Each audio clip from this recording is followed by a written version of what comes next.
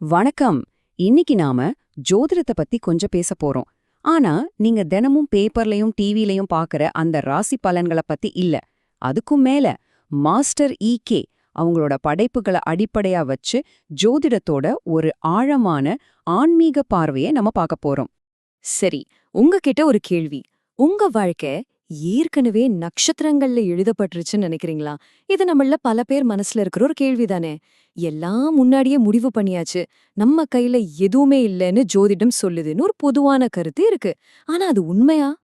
இந்த ஒரு சின்ன வேடிக்கையான கதையை கேளுங்களேன். ஒரு ஜோதிடர் இருந்தாரு. அவர் ஒரு ராஜா கிட்ட, உங்களுக்கு பிறக்க போற குழந்தையோட பாலினத்தை நான் சரியா கணிச்சு ஒரு கவர்ல எழுதி தர்றேன்னு சொல்லியிருக்காரு. அப்புறம் என்ன, ராஜாவுக்கு ஆண் குழந்தை பிறந்ததும் அந்த ஜோதிடர் மகன் எழுதின கவரை கொடுத்துட்டாரு. பாத்தீங்களா, இது ஜோதிடம் கிடையாது, இது ஒரு தந்திரம். அப்போ ஜோதிடங்கிறது இந்த மாதிரி ஒரு மலிவான தந்திரம் தானா அப்படின்னு ஒரு கேள்வி வருது இல்லையா? சரி, அப்போ ஜோதிடம் வெறும் தந்திரம் இல்லைன்னா அதோட உண்மையான நோக்கம் தான் என்ன? வாங்க நம்ம முதல் பகுதிக்குள்ள போகலாம். அறையில் ஒரு விளக்கு. இதை எப்படி யோசிச்சு பாருங்க. ஜோதிடம்ங்கிறது ஒரு இருட்டான அறைக்குள்ள இருக்கிற விளக்கு மாதிரி. அந்த விளக்கு அந்த அறைக்குள்ள புதுசா எதையும் கொண்டு வர போறதும் இல்ல, இருக்கிற எதையும் எடுக்க போறதும் இல்ல. ஆனா ஏற்கனவே அங்க என்னவெல்லாம் இருக்குன்றத நமக்கு வெளிச்சம் போட்டு காட்டும். அப்போ நாம தடுமாறாம நடக்க முடியும் இல்லையா? இதுதான் விஷயம். அதனால ரொம்ப தெளிவா சொல்லணும்னா, ஜோதிடம்ங்கிறது கணிப்பு கிடையாது, அது ஒளியூட்டல்.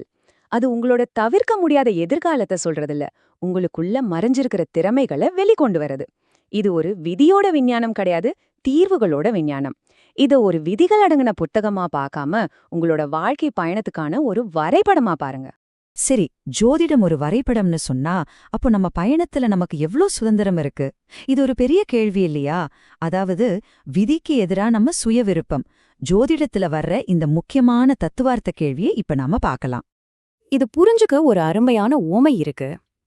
நீங்க ஒரு பெரிய கப்பல்ல பயணம் பண்றீங்கன்னு வச்சுக்கோங்க. அந்த கப்பலுக்குள்ள எங்க வேணும்னாலும் சுத்தி தெரியறதுக்கு உங்களுக்கு முழு சுதந்திரம் இருக்கு, சரிதானே? நீங்க டெக்குக்கு போகலாம், சாப்பிட போகலாம், உங்க அறைக்கு போகலாம், நீங்க என்ன வேணாலும் பண்ணலாம். ஆனா அந்த கப்பல் எந்த திசையில போகுதோ அந்த திசையில தான் நீங்களும் போவீங்க. இங்கேதான் முக்கியமான விஷயமே இருக்கு. பயணத்தோட பொதுவான திசை ஒருவேளை தீர்மானிக்கப்பட்டிருந்தாலும் அந்த பயணத்தை நீங்க எப்படி அனுபவிக்கிறீங்கிறதுல உங்களுக்கு மிகப்பெரிய சுதந்திரம் இருக்கு. ஆமா, உங்க செயல்களை தேர்ந்தெடுக்கிறதுக்கு நீங்க சுதந்திரமானவர் தான். ஆனா அதே சமயம் நீங்க இந்த பூமியில ஒரு பெரிய பயணத்தோட ஒரு பகுதிங்கிறதையும் மறக்கக்கூடாது. சரி, இந்த பயணத்துல நாம எப்படி பரிணாம வளர்ச்சி அடையிறோம்? அதுதான் நம்மளோட அடுத்த பகுதி, நனவின் 4 நிலைகள்.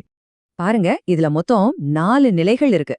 முதல் படி தனித்துவம். இங்க நீங்க உங்க சொந்த விருப்புகளுக்கு ஒரு கைதி மாதிரி. அடுத்து 2வது படி ஆளுமை. இங்க மத்தவங்கள பத்தி உங்களுக்கு தெரியும், ஆனா உங்க பயங்களுக்கும் மனச்சிக்கல்களுக்கும் நீங்க கைதியா இருப்பீங்க. 3வது படி விருப்பம். இங்கதான் நீங்க உங்க பழைய பழக்கங்களை உடைச்சு ஒரு நல்ல மாற்றத்துக்காக ஆக்கப்பூர்வமான முடிவுகளை எடுக்க ஆரம்பிக்கிறீங்க. கடைசியா 4வது படி ஆன்ம உணர்வு. இதுதான் அன்போட தளம். இங்கதான் நீங்க எந்தவித சுயநலமும் இல்லாம மத்தவங்களுக்கு சேவை செய்யறதுல உண்மையான மகிழ்ச்சியே காண்பீங்க. இப்போ நீங்க இந்த பயணத்துல எங்க இருக்கீங்கன்னு யோசிச்சு பாருங்களேன். சரி, இந்த பரிணாம வளர்ச்சியில கிரகங்களோட பங்கு என்ன? நீங்க நினைக்கிற மாதிரி அவை வெறும் தொலைதூர பொருட்கள் மட்டும் இல்ல, உண்மையில உங்க பயணத்துல தீவிரமா பங்கேற்கிற வழிகாட்டிகள். ஒன்னு மட்டும் தெளிவா புரிஞ்சுக்கோங்க.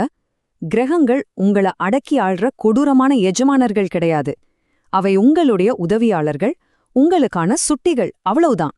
இதுதான் இங்க ரொம்ப சுவாரஸ்யமான விஷயம். உங்க நனவோட நிலைக்கு ஏத்த மாதிரி கிரகங்களோட பங்கு எப்படி மாறுதுன்னு பாருங்க. முதல் நிலையில, அதாவது தனித்துவமா இருக்கிறப்போ, கிரகங்கள் சிறை வார்டன்கள் மாதிரி செயல்படுது. உங்க பாதுகாப்புக்காகவே கடுமையான விதிகளை போடுது. 2வது நிலையில ஆளுமையா இருக்கிறப்போ அவை பயிற்றுனர்களா மாறுது. எப்போ செயல்படணும், எப்போ காத்திருக்கணும்னு உங்களுக்கு கத்துக் கொடுக்குது.